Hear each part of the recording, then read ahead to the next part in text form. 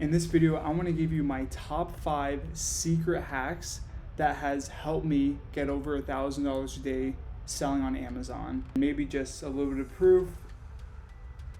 Sorry, the sun. Anyways, okay, hopefully you can take at least just 1 or 2 of these things and start applying them today. If you could subscribe or like this video, then I will continue to produce free content for you about Amazon FBA. The first thing that I like to do when I do product research is I look at products where I can add the most value or improve them the most. And this is 3 things.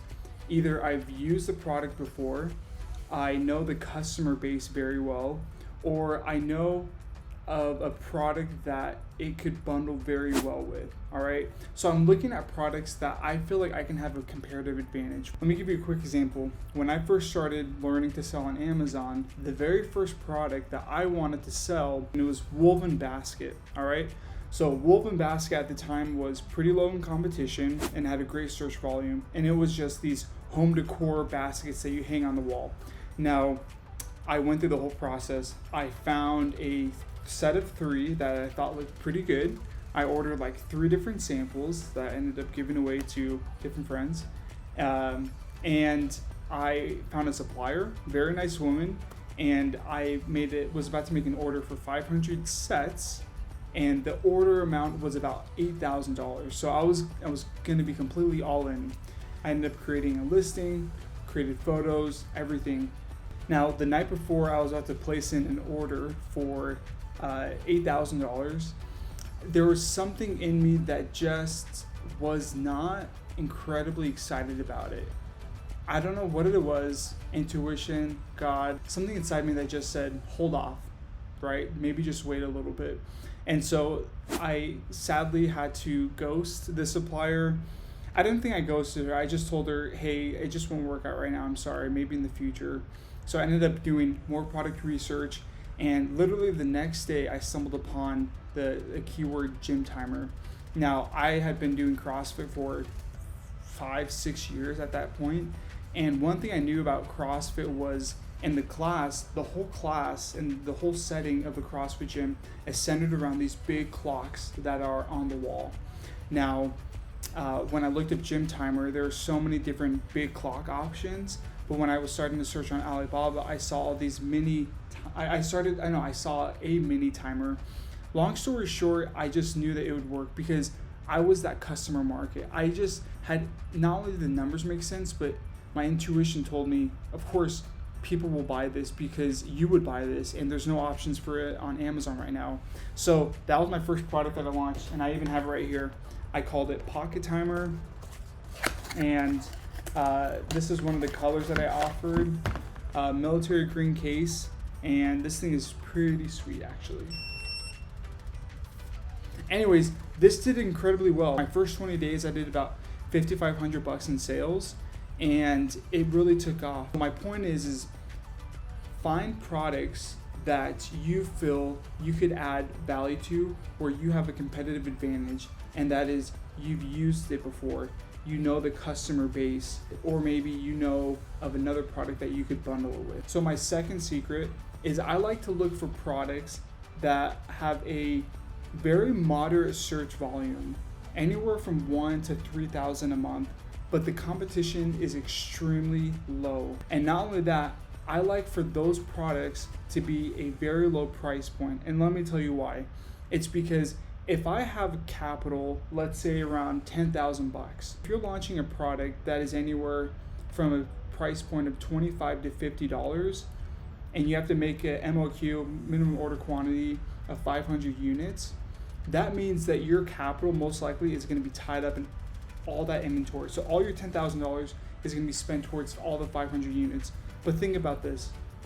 If you can find a low-cost product that has a low enough competition, right, where you can organically stay at the top of page 1 easily, and the cost of goods is anywhere from $1 to $3, that means that you can launch potentially 3 products with that $10,000, all right?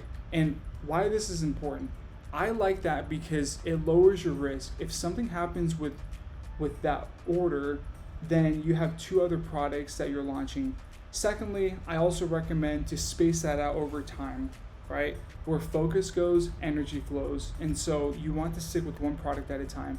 But I love low risk, moderate search volume products, because typically when a lot of people start doing product research, they look for the very hot product, and that attracts honestly 75 to 80% of sellers. I truly believe that, and I've seen this so many times. And what happens is the competition gets so heavy and sellers get burnt out and they never pick up Amazon again. And so my second hack is I like to look for moderate search products but very low competition, where there's clearly good demand, but it's not so competitive where it attracts everyone, but it's very niche, and there's still the ability to make an extra, $10-30 profit every day.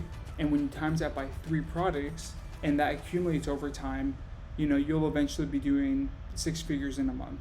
So my third secret is when I'm reaching out to suppliers, I typically get at least 15 quotes from different suppliers. Typically, when you first start selling on Amazon, the whole process is very overwhelming, first of all. And secondly, when you finally get to the supplier portion, you can be a little burnt out. And so you only want to ask like 2 or 3 suppliers because you just want to get a price because you just want to launch already.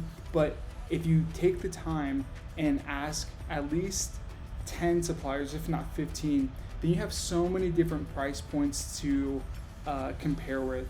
One of the products that I sell, when I first started selling it, it cost me about, I think, $5 to buy and about another $2 or $3 to ship.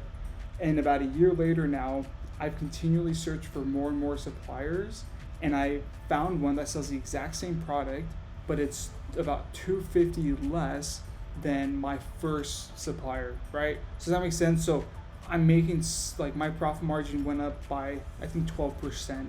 And so my recommendation would be find as many different suppliers selling this product, because that way you have a little bit more of a bargaining power.